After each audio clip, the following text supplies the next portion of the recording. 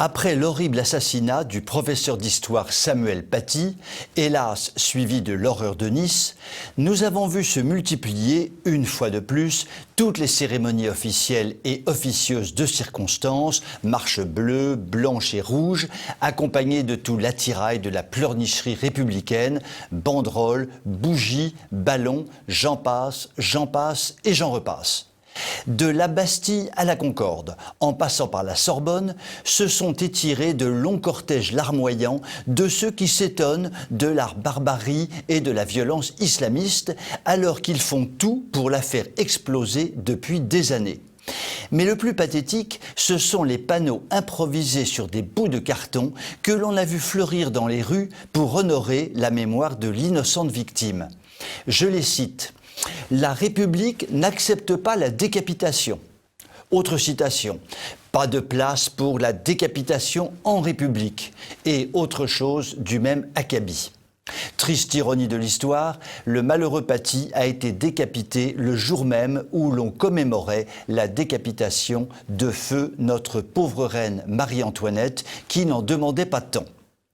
Ainsi donc, si nous écoutons nos manifestants professionnels, il paraîtrait que la République ne peut supporter la décapitation. Tiens donc, nous n'avons pas dû suivre les mêmes cours d'histoire. Sortir des âneries pareilles pour saluer la mémoire d'un professeur d'histoire, c'est quand même un comble. La Révolution française, et avec elle la République, la première d'entre toutes qui s'est abattue sur notre France bien-aimée, s'est précisément installée en faisant un usage, comment le dire, un usage assez massif de la décapitation. Elle a lancé, fait prospérer, perfectionné l'appareil intelligemment conçu par le docteur Antoine Louis et défendu devant la jeune Assemblée nationale par le sieur Joseph Ignace Guillotin, à savoir la guillotine qui porte d'ailleurs son nom. La décapitation est même devenue la spécialité de notre bonne première République, un véritable livre des records.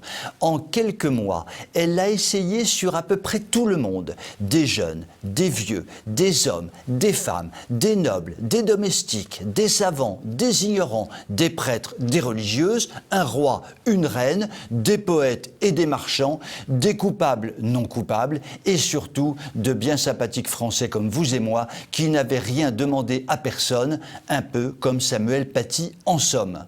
Et pour parachever l'œuvre de décapitation, les têtes des révolutionnaires sont tombées à leur tour. On fait difficilement plus universel comme pratique. Et l'ami Guillotin pouvait être fier, sa machine affichait 0 défaut, les têtes tombaient sans coup férir, de façon aussi régulière que la pluie en Écosse. L'on estime qu'environ 20 000 personnes auraient bénéficié, pendant la Révolution française, de l'invention merveilleuse de M. Guillotin, avec un pic de 1500 têtes coupées en 4 semaines au début de l'été 1794.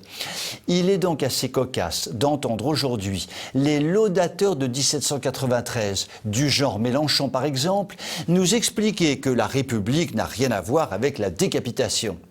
En fait de barbarie, la flamboyante République en connaît un rayon. Il est donc difficile de donner des leçons de non-décapitation aux terroristes décapiteurs dans ces conditions. Il y aurait pourtant un moyen plus simple et qui ne tordrait pas autant l'histoire que ces ridicules ou détestables panneaux républicains en carton. Il suffirait de parler non de la République, mais de la France, tout simplement. Car c'est la France charnelle qui est blessée au cœur et non la République abstraite. Et cette France charnelle souffre simplement aujourd'hui de ne plus avoir personne de digne à sa tête, car en fait, elle n'a plus de tête et elle le paie très cher.